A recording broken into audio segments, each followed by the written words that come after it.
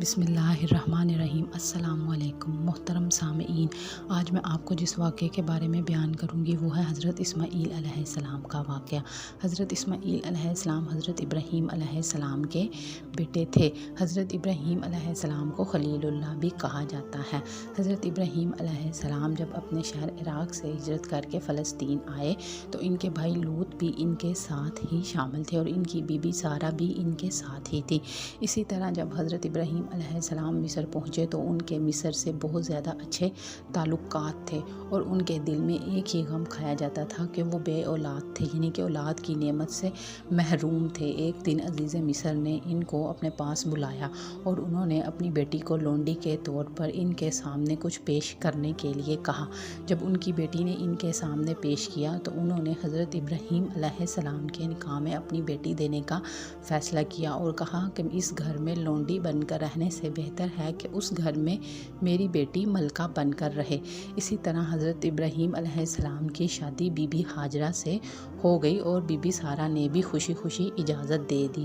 Be be Hajra پہلے ہی سال حاملہ ہو گئی اور اللہ تعالیٰ نے حضرت ابراہیم علیہ السلام کو بشارت دے دی کہ میں تمہیں ایک حلیم طبع اور خوش طبع بیٹے کی خوشخبری سناتا ہوں جو کہ پیغمبر ہوگا اور اللہ اور اس کے رسول کی اطاعت کرے گا۔ حضرت ابراہیم علیہ السلام بھی شام، مصر، فلسطین اور حجاز میں دورہ کرتے تھے اور وہاں پر جا کر لوگوں کو دین کی باتیں پھیلاتے تھے اور دین حق کا راستہ دکھاتے تھے۔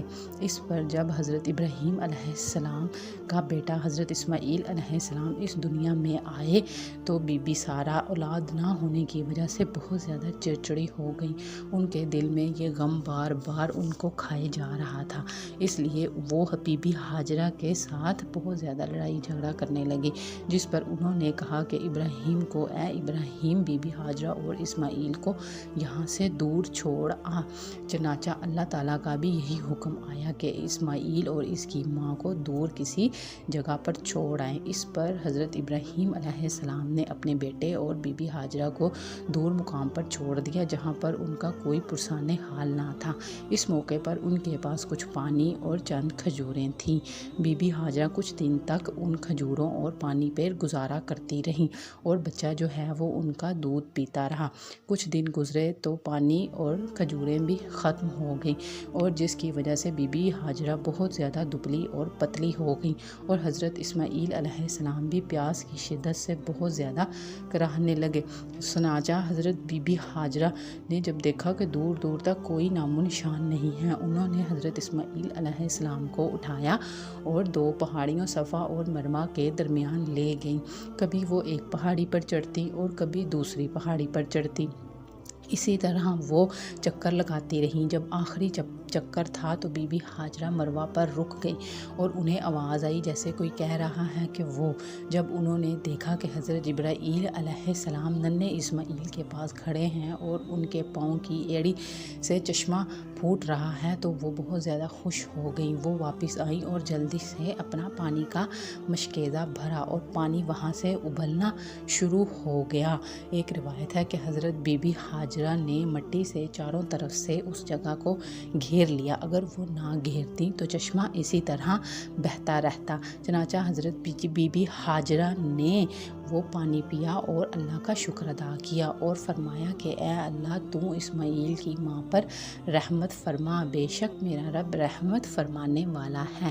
اسی طرح ایک قافلہ جو ہے وہ بنو جرہم کے مقام پر آیا اور انہوں نے دیکھا کہ وہاں پہ ایک پرندہ چکر لگا رہا ہے، تو انہوں نے دیکھا کہ پرندہ وہیں پر چکر لگاتا ہے جہاں پر پانی ہو۔ چنانچہ انہوں نے دو آدمیوں کو وہاں پر بھیجا اور دو آدمیوں نے جا کر بتایا کہ وہاں پر پانی کا چشمہ ہے۔ چنانچہ وہ لوگ وہاں پر گئے اور بی بی ہاجرہ سے پانی طلب کیا۔ اس کے بدلے میں کافی زیادہ کھجوریں اور کھانے کا ساز و سامان بھی بی بی ہاجرہ کو دے دیا، جس سے بی بی ہاجرہ اور ننھے اسماعیل گزارا کر رہے تھے۔ اسی طرح وہ لوگ دوبارہ پھر آئے۔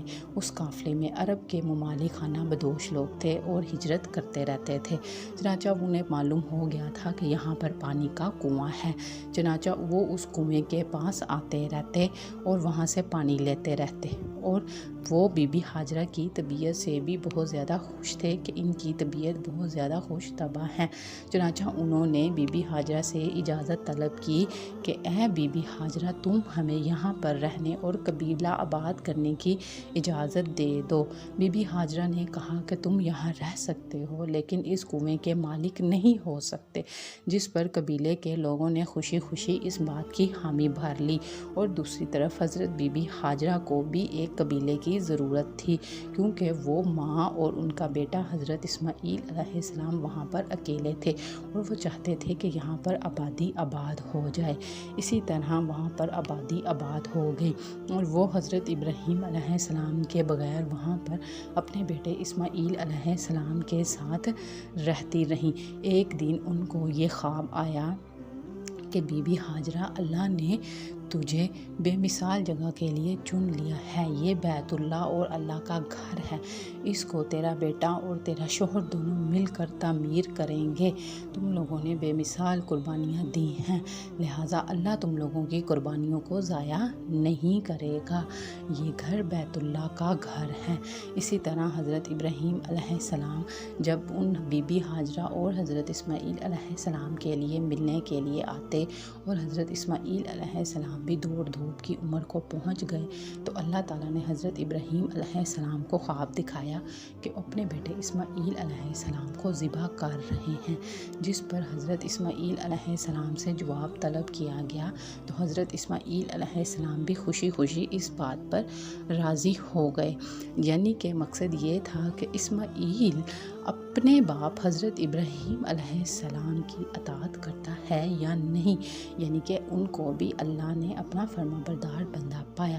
انہوں نے حضرت اسماعیل علیہ السلام کو لیا اور قربانی کے مقام پر لے گئے، اور وہ مقام منی کا مقام تھا۔ چنانچہ انہوں نے اپنے بیٹے کو گردن کے بل اوندھے گرایا اور چھری اٹھائی تو وہ آواز آئی، اے ابراہیم، تم نے اپنا خواب سچ کر دکھایا ہے اور اللہ تم لوگوں کے اجر کو ضائع نہیں کرتا۔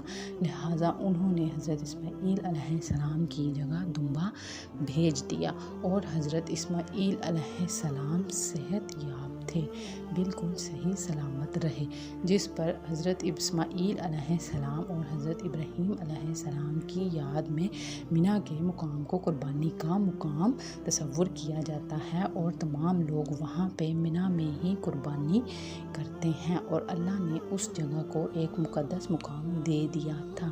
کچھ عرصہ گزرنے کے بعد حضرت ابراہیم علیہ السلام کو بیت اللہ کا گھر تعمیر کرنے کے لیے کہا گیا، اور حضرت ابراہیم علیہ السلام اور حضرت اسماعیل علیہ السلام مل کر اللہ کا گھر تعمیر کرنے لگے اور لوگوں کو وہاں پہ بلایا۔ حضرت جبرائیل علیہ السلام نے اس بات کی نشاندہی کی، اور تاکہ اللہ نے کہا اس گھر کو پاک رکھ، صاف کر، اور یہاں پہ لوگوں کو بلا، اور یہاں پہ آنے والوں کے اجر اللہ تعالیٰ ضائع نہیں کرے گا۔ دوستو، یہ تھی ہماری آج کی ویڈیو جو میں نے آپ کے ساتھ بیان کی گئی ہے۔ دوستو، اگر آپ کو ہماری یہ آج کی ویڈیو پسند آئی ہے تو آپ ہمارے چینل کو لائک کریں، سبسکرائب کریں اور بیل آئیکن کا بٹن پریس کریں۔ بہت شکریہ، اللہ حافظ۔